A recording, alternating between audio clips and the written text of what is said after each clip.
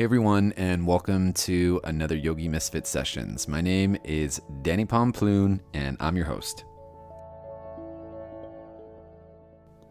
Session 48. Again, it still surprises me every single time. I know I just said this in the last episode, but it still surprises me. Anyway, today, so if you guys listened to the show last week, last episode I had Stewart on the show, and he actually gave me this intro to this dude Andy, who has done this incredible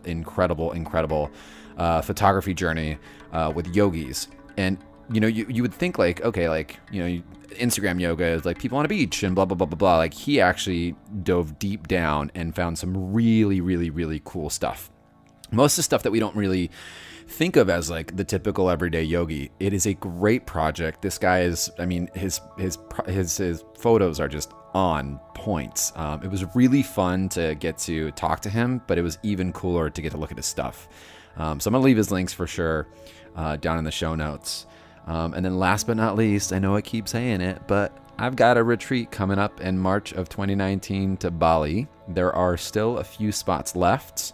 We're going to be going out for a week, making some new friends, doing yoga 2 times a day, hanging out, a little eat, pray, love.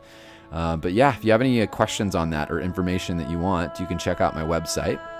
Of course, we always want to thank our friends over at SF Yoga Mag. Hey, Deidre, they're so cool over there. They just love us, and we love them back.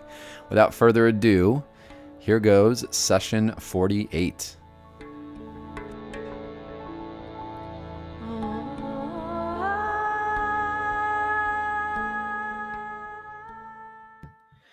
Hey, Andy, welcome to the show. How's it going?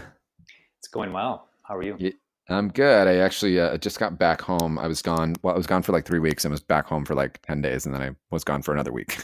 Right. So it feels good to sleep in my own on my own bed, I should say. I'm sure. Are you in San Francisco? Yeah, I'm in San Francisco. I was in LA doing a training, yoga training, and now I just got back home and back to the grind, as they say. Yeah, that's good though.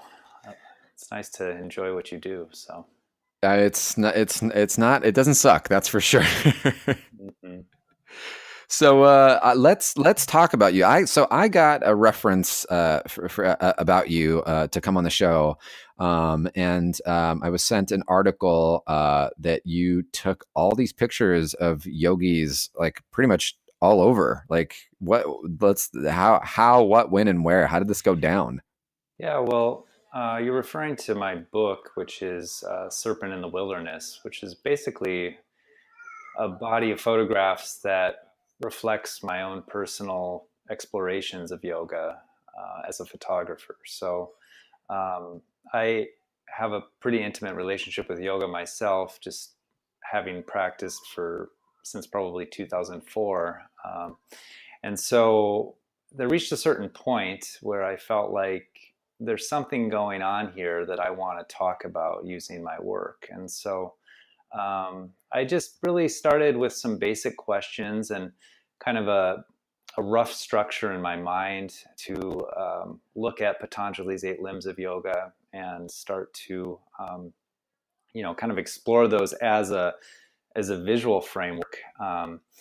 But as I started to make pictures and kind of dig deeper, that framework kind of disintegrated, and it became a much bigger project and a much wider scale. So, I started to spend time with, the Hare Krishnas and Bhakti yogis in Vrindavan or Govardhan in India. I spent a lot of time in California with different yoga communities, all over the United States, really. Mm-hmm. I spent a bit of time in China and in Mexico as well, making pictures, looking at kind of the whole spectrum of yoga from both a historical point of view as well as contemporary practices in a more Western type environment.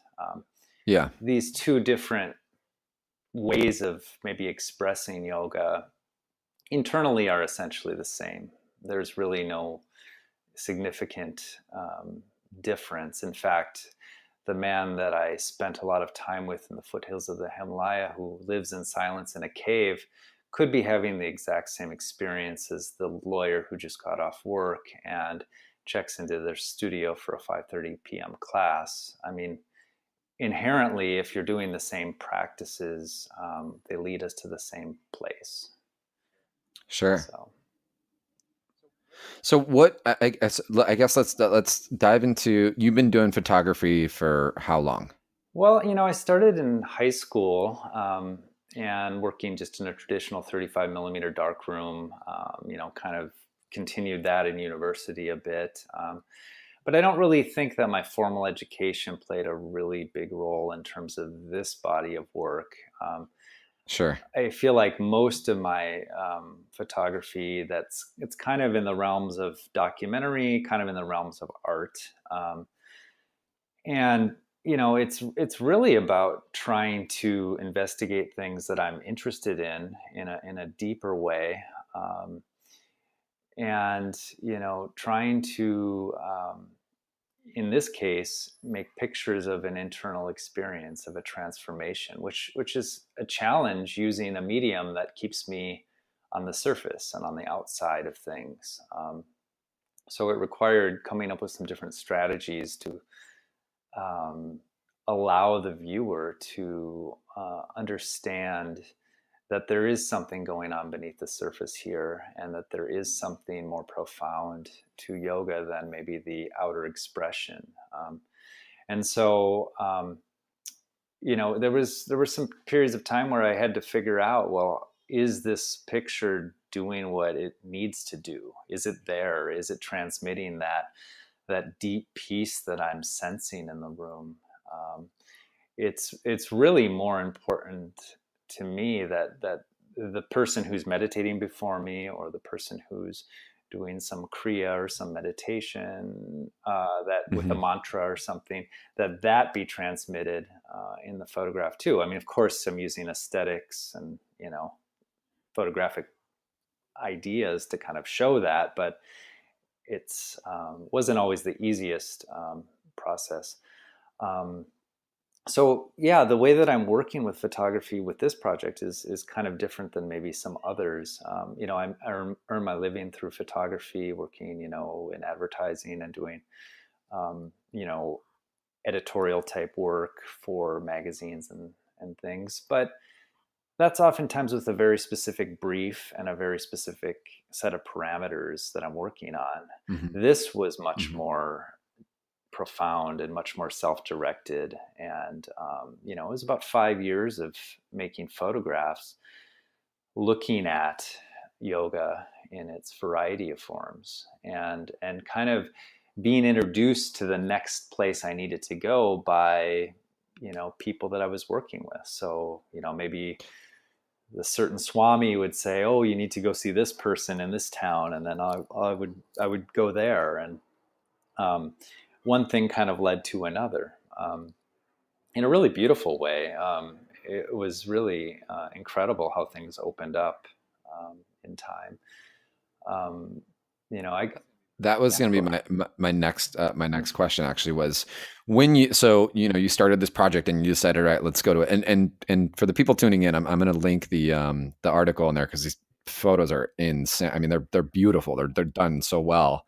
But when you first started, like, how, what I guess the concept of like the finding the people and the different places that you traveled to, like, how did it come about? Like, where did you decide, okay, this is the first person I'm going to go shoot? And, how did it kind of, how did they all like bleed into each other? I know you just said some people kind of gave you references and you kind of just bounced Yeah. around from there. Yeah, well, I did a lot of research initially, kind of thinking about, well, what am I trying to say? Where might places be that I can, you know, at least start? So did a lot of reading.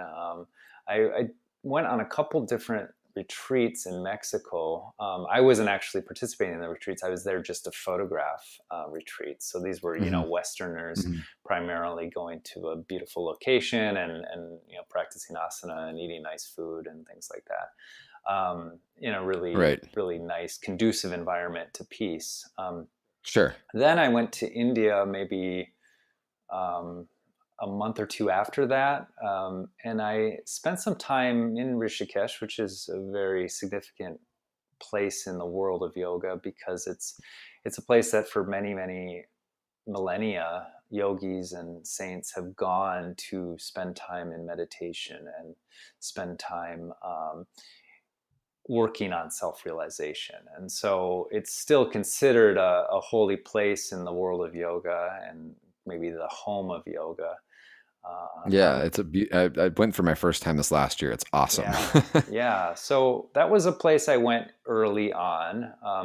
I kind of had a rough itinerary planned. I was at the International Yoga Festival, which happens at an ashram I tend to spend a lot of time at, called Parmarth Hmm. Nikitan, and that's Hmm. on the banks of the Ganga. And so I met a lot of people there, and I was definitely immersed in my own practice as well as photographing it. So kind of switching back between this person who was doing a lot of yoga, and then also kind of trying to document it. And I think that had advantages because I kind of had a sense of when it was appropriate to stay somewhere, when I needed to move on. Just a more subtle awareness and being more tuned in to, um, what's really going on before me, both as a person who's on either side of the lens. And so, Right. the yoga festival introduced me to a lot of people, um, and then I would get invitations to different schools of yoga in India, or to different temples or different places, and so that was kind of the beginning of a lot of the work. As the pictures became more mature and more successful overall, it was a little bit easier to get access to places because people, when I wrote to them and said, "Hey, I'd really like to come and spend some time with you and your community," they would be like, "Oh, this person is serious about what their intention is, and they Right. got something to show." So it became a little bit easier. BKS Iyengar was challenging to be able to get access to. Because I come from an Iyengar tradition, I had kind of this lineage and this connection to him in a pretty direct way. And so I was just very persistent. And one day I just got an email. It was in December, and he said, "Come, we'd like to have you for a few days." And that was when he was 94 years old, and I went to Pune and spent a few days at his yoga center. And he wasn't teaching a whole lot. He was more just doing asana himself and kind of being there as a presence for his students. Occasionally, going over and helping or adjusting different people, or, giving advice. And then, of course, lecturing and things in the library. At So he, 94. yeah, 94. He had an incredibly sharp mind and just Wow. a really deep love of yoga. We did an interview it was so wonderful. He was so excited and animated, all the way to the very end. Had a vigorous long life of health and vitality, and in many ways it was just kind of um, an inspiration, to be with him and to just see that commitment and that love, not only love of his students, but just love of all that yoga had given him. And so, Yeah, for sure. For sure. yeah, so that was, one really special occasion, but there were many special occasions where I had to just really be like, I can't believe I'm here, that this is happening, that, the Swami serving me milk and fruits and nuts, or this person is, living in this remote mountain environment in silence, and I'm spending time sitting with them and sharing food together. Just really some pretty magical things, both in the East and in the West. There's yoga happening everywhere, and it's profoundly transforming humanity, even if it's not what we hear about all the time in terms of the Right. mainstream media or through other outlets. It's really incredible what's happening right now. What was the hardest part of this project? Hmm. Because I'm sure you had to have. I mean, you're going, you're going in and you're photographing yogis, and so the environments have got to be, a little bit crazy and also, trippy to say the least. But Mhm. there's got to be some challenges that come up with that. Yeah, you definitely had to be pretty sensitive and tuned in to what's going on, Oh before yeah, you, for sure. I mean, I did not want to be a disruption to people's inner work. And so Hmm. a lot of my process was kind of, knowing when to move, when to move on, what's going on before me, how long do I need to stay, how close can I be? So just kind of Hmm. almost in a yogic state myself so that I can, transmit what I'm talking about. But in terms of the overall project, that wasn't so much, a major challenge. I think that trusting that what I was doing was going to get me to where I needed to go, was, I think, the biggest thing. Like really believing that this was worthwhile and that this Hmm. was, something that I should return to. And just, a lot of times I was just listening to intuition and listening Hmm. to yourself and saying, you know, that river was really nice tonight, but I think I should go back tomorrow night because maybe something's going to happen there. Right. And it might be better. Maybe it won't be, but just kind of reading things and feeling it out and working on that level. But then trusting that, like, this is gonna result in something. You know, um, everybody wants to say that they're not doing things for the fruits of their labor, but ultimately I had a vision and an idea of where I kind of wanted this to go. And that's ultimately to be a book and to be an exhibition so that people can have an experience of yoga on this deeper level, And so I really wanted to, um, be able to, help others to kind of go there to say, oh, this is yoga. This is something different than I've ever experienced or known. Yeah. They're like, wait, there's no Lululemon in these Yeah, pictures. yeah, and there's very very few pictures that seem like what you would expect maybe a yoga picture Yeah, to be, and that was very for sure. intentional. I Yeah. don't think a picture of uh, a beautiful woman in soft light doing a very advanced asana is really doing much for us. It's so predictable and Right. cliche, and it's also just not really getting at what I'm trying to talk about. So Well, and it's only one light of it's like only one part of it, and there's so many different mhm. layers. Yes, and I think asana is wonderful, and I actually, I have no problem. It's very useful to me, especially if I'm intending on, sitting and meditating. I think doing a bit of asana and kind of uh, using the body can just help you to settle in and to be a little more receptive and to listen deeper. So it's a very effective thing, and it's not going anywhere. It's just that's not where it ends. It's kind of, in my mind, the entry point to the more subtle realms of yoga. And so I wanted to encourage, people to kind of reconsider maybe what their definitions are and what the boundaries of yoga are, because there really aren't too many. It's a vast topic.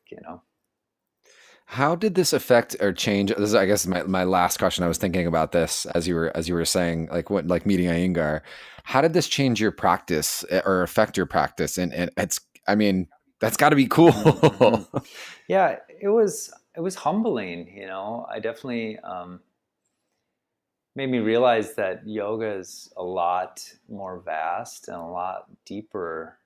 And my understanding, even though I've maybe spent more time than a lot of people focused on learning about it and trying to think about these things, it just made me realize that there's always another layer and always, something more that you can learn, something more that you can Hmm. kind of, um, soften, um, quieting the mind so that information can come, that you can be receptive, is really an important thing. So I feel like with with this project, it made me realize that I don't know much, and that, there's really going to always be work to do. This is the work of an entire lifetime, for sure, to Yeah. be, walking with integrity and trying to just, live a whole life as a human being. I mean, if the yoga is not really changing us on a deep level in terms of our relationships, in terms of the way that we're engaged with those around us, it's not really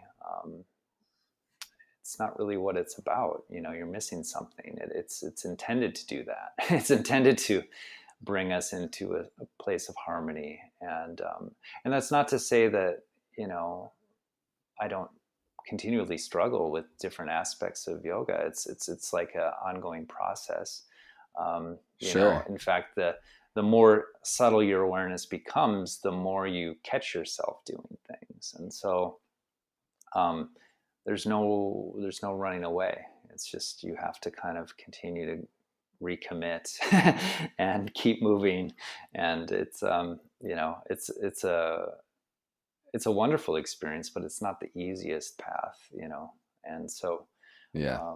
so the photographs, really brought me to where I needed to go as a human being. And I think that they have a broader message than just my own experience, but they're definitely my own kind of walk, where I was led to, what types of practices I was drawn to. I'm really grateful for this opportunity to make photographs of something that's so beautiful and profoundly transformational. That's awesome, Andy. I'm so stoked to even get the chance to talk to you. When I saw the article, I was like, this is so epic. And I mean, the pictures are, one, cool, but two, like, the story just makes it that much better. You know what I mean? Yeah, You weren't just like, yeah. I'm gonna go snap some photos and call it a day. Like, Hmm. there's like so much Yeah, no. more that like goes into it. So Yeah. your book is out and it's available. I mean, I'm gonna link the stuff for sure in the notes, but where can we find it? Yeah, you can get it through my website, which is andyrichterphoto.com. Okay. And then you can also get it through, Amazon or anywhere books are sold. If you just search for Serpent in the Wilderness, you will find it. Um, if you're in Europe, you would probably get it direct from Keher Verlag, which is my publisher. And I tried to provide context in the book, but not too much. I want it to be a visual experience, but in the back there's kind of this index that gives you some of the background and the historical significance of some of the different places I'm in. So, because people want to know that, like you say, it's kind of an important part of the thing. I mean, the photograph is one level of understanding, but there's all this context. So Yeah, I 100%. tried to I tried to, bring those two things together with as few words as possible, but to give you what you seek, Yeah. that makes sense. And that's also a reason that I like to go to the exhibition openings and give talks, before these shows open, because it just allows the audience, if they're interested, to come and to like really to learn more, and to have, get some stories, and kind of engage in a deeper way. So Awesome. Awesome. Thank you so much for coming on the show today, Andy. It's truly has been a pleasure and I'm excited to get the book myself now. I yeah, can't thank wait. you. I hope you enjoy it. Yeah, just be in touch, and keep up the good work that you're doing. Awesome. It's Oh, very thank you, man. very Thank you. important. Same. Like, I love this. I always tell people, like, this is not just a thing for me. It's actually my life. Like, I love this thing. And you were saying it earlier. But there's a lot of change happening in the world because of yoga. And I always tell people jokingly, but also seriously, like, I truly believe that, I'm trying to save the world one down dog at a time. Yeah, Yeah. yeah. Well, it's an incredibly wonderful experience to come into harmony with yourself and with others. It's really I don't know what else could be more it's worthwhile. it's pretty cool. You know, I started as like the really heavy asana guy, and now I'm like, I've got a singing mantra, and I'm, you know, playing the harmonium, and I'm sitting a lot more, and it's just cool to see how this practice really does change us, and how, you know, like the way you can also capture it as well. So thank you for doing what you're doing as well, man. Thank you. All right, guys, until the next Yogi Misfit session, this is Danny and Andy saying peace out.